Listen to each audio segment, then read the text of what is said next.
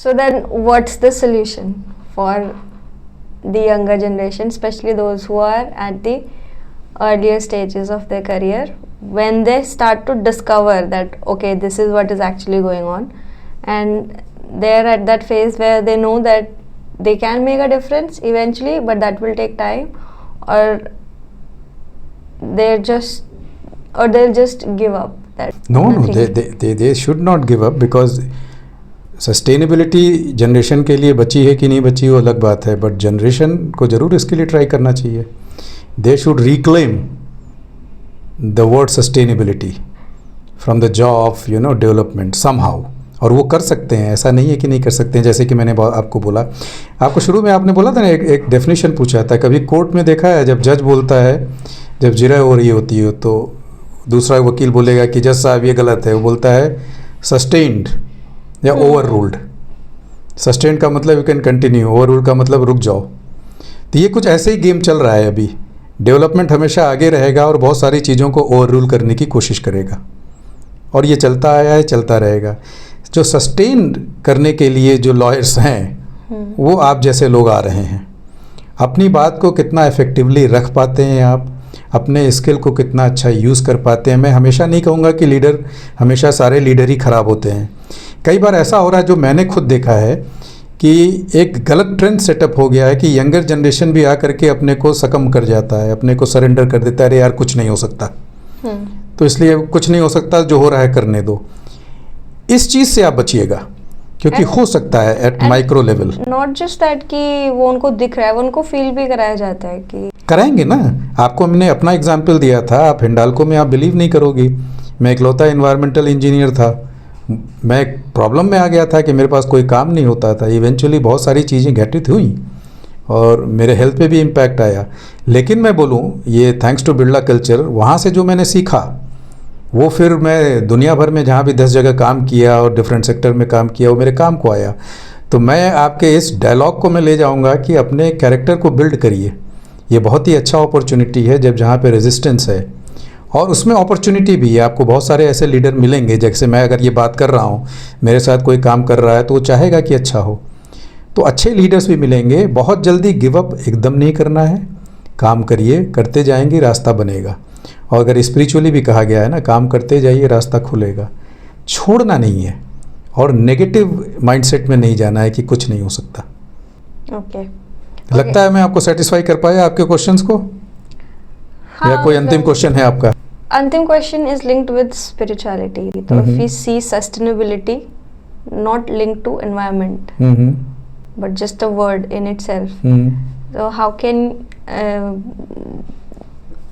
उसका मतलब स्पिरिचुअलिटी में हम कैसे एक रोल देख सकते हैं? Is sustainability also there in spirituality? See, spirituality में सब कुछ आता है. आप कैसे खाते हैं, कैसे जीते हैं, सब कुछ उसी से आता है. Everything is based on spirituality. वो अलग बात है, सांसारिक तौर में हम कहते हैं वो अलग है और ये अलग है. जब आप धर्म के अनुसार पूजा पाठ से ऊपर जब उठते हो और आगे जाते हो, तो आप देखे हो, कहा जाता है कि there is one power which is doing everything. तो जब एक पावर या एक चीज़ है जो बेस में है, तो हर के बेस में वो है. जिस दिन आप ईमानदार होते जाइएगा, जैसे मैंने जब हिंडाल्को में प्रयत्न किया, कोशिश किया, तो कहीं ना कहीं से तो पावर आया ना, कि मैं सीधे प्रेसिडेंट को भी रिपोर्ट करने लगा कुछ चीज़ों में. तो पावर आपको हेल्प करती है, ऐसा नहीं है कि पावर नहीं हेल्प करती. बट पहले आप ईमानदार हो सकते हो कि नहीं. अगर आप जूट बैग ले जाने के पोजीशन में हैं, तो क्या आप ले जाना चाहेंगे? अगर आपने टॉफ़ी खाई तो क्या उसको आप पॉकेट में रखेंगे? अगर आपको थूक आ भी रही है, आप नहीं थूकना चाहते हो, क्या आपके अंदर इतना है कि नहीं यार, साफ़ सुथरी रोड में यहाँ नहीं थूकूंगा? जैसे मैं कहता हूँ, उसमें तो भगवान दिखते हैं. अगर कभी कभार मुझे आता है तो मैं एकदम कोने में जाके पेड़ से परमिशन मांग के करता हूँ. ये चीज़ आप दूसरों को बोलोगे तो लगेगा यार ये क्या है, फालतू बातें हैं ये. बट आपके अंदर अगर इतनी चीज़ें हैं तो आप ऑलरेडी इन्वायरमेंटलिस्ट हो. कहीं अलग से इन्वायरमेंटलिस्ट नहीं बनना है. आप अपने प्रति ईमानदार होगे तो आप हर जीव और जंतु के प्रति, पेड़ पौधे के प्रति ईमानदार होगे.